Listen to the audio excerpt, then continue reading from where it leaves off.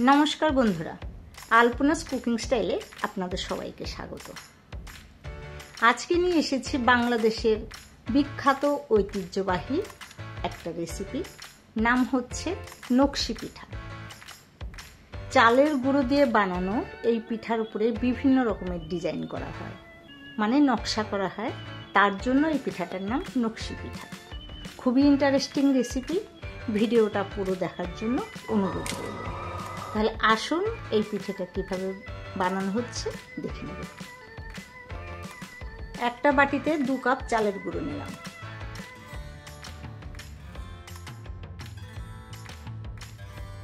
এখন কড়াইতে ওই কাপ মেপে 3 কাপ জল দিলাম। জলটা যখন ফুটে উঠেছে এর মধ্যে একটু লবণ দিয়ে মিশিয়ে নিলাম। এবার চালের গুঁড়োটা দিয়ে দিলাম আর কন্টিনিউ নেড়ে নিচ্ছি যাতে একদম দলা না পাকায়। এইভাবে 3 মিনিট ধরে নেড়ে জলটা পুরোটাই টানিয়ে নিলাম। এখন ঢাকা দিয়ে মিনিট করে রেখে দেব। 20 মিনিট পরে ঢাকনা তুলে এই চালের মন্ডটা ছড়ানো গামলাতে তুলে নিলাম।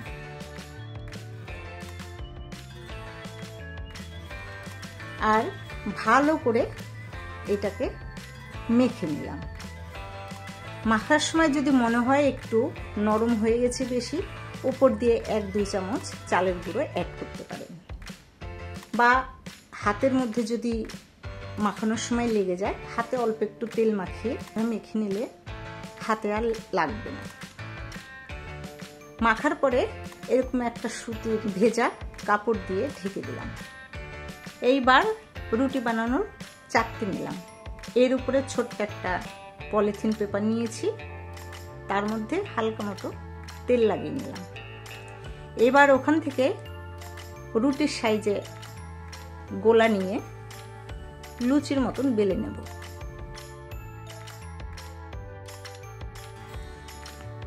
বেলে নিয়েছি। এটা কিন্তু পাতলা হবে না, লুচির মতো একটু মোটা করে বেলতে হবে। এখন এর উপরে কুকিজ কাটার বা গ্লাস বাটি যেরকম আপনাদের সুবিধা এরকম শেপ দিতে পারেন। আমি তো এইভাবে শেপ দিয়ে নিলাম। এখন এর মধ্যে ডিজাইন বানাবো। তো এখানে টুথপিক নিয়েছি, টুথপিক দিয়ে এরকম করে ডিজাইন করে নিচ্ছি। এই ডিজাইনগুলো মূলত খেজুরের কাঁটা দিয়ে করলে ভালো হয়, কারণ খেজুরের কাঁটা মাথাটা সরু থাকে আর পেছন দিকটাকে একটু মোটা থাকে। তো খেজুরের কাঁটাতেই প্রপার ডিজাইন হয়, কিন্তু এখানে সেই ব্যবস্থা নেই। তো আমি টুথপিক দিয়েই চেষ্টা করছি।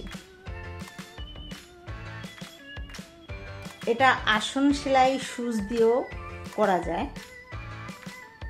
ডিজাইন করতে করতে অনেক সময় এগুলোর সঙ্গে একটু আঠা আঠা মতন হয়ে যায়, মানে আটাটা লেগে যায়, তাহলে হালকা মতন তেল লাগিয়ে নিতে হবে। তো আমি এই টুথপিক দিয়ে ডিজাইনটা বানাচ্ছি। অতটা ভালো না হলেও মোটামুটি হচ্ছে। আপনারা বানালে হয়তো আপনাদের আরো সুন্দর হবে। তো এইভাবে আমি ডিজাইনটা বানিয়ে নিলাম। ভাবছি একদম কিনারাতে ক্যাঁচি দিয়ে কেটে কেটে এক ধরনের ডিজাইন বানাই, কারণ মাথায় আসছিল না কি বানাবো। তো এইভাবে ক্যাঁচি দিয়ে কেটে কেটে ডিজাইনটা বানালাম। দেখুন এরকম হয়েছে। আপনাদের মাথায় আইডিয়া এলে আপনারাও অনেক ভালোভাবে বানাতে পারবেন। এইভাবে পিঠেগুলো বানিয়ে রেডি করে নিয়েছি। এইবার আসছি ভাজার জন্য। তো কড়াইতে বেশ খানিকটা পরিমাণে রিফাইন তেল দিলাম। তেলটা যখন গরম হয়ে গেছে তখন এর মধ্যে পিঠেগুলো দিয়ে দিলাম। মিনিট 2 পরে উল্টে দেব। এইভাবে উল্টে পাল্টে একদম ব্রাউন করব না, মোটামুটি একটু শক্ত হলে তুলে নেব। এটা কিন্তু আবার দ্বিতীয়বার ভাজতে হবে, যেহেতু চালের গুঁড়োর পিঠে একবার ভাজলে হবে না। এইবার আসছি রস বানাতে। আমি এরকম একটা চায়ের বর্তনে 1 কাপ গুড় দিলাম। যেই কাপে আমি চালের গুঁড়ো নিয়েছিলাম, 2 কাপ চালের গুঁড়োতে 1 কাপ গুড় দিলে যথেষ্ট। 1 কাপ গুড় দিলাম আর 1.25 কাপ মতো জল দিলাম। এখন গুড়টাকে ভালো করে জাল দিয়ে নেব। গুড়টাকে কিন্তু একদম ঘন করার দরকার নেই, 3-4 মিনিট জাল দিয়ে নিলেই হবে। গুড়টা রেডি হয়ে গেছে। এখন এটাকে আমি সাইডে রেখে দিচ্ছি।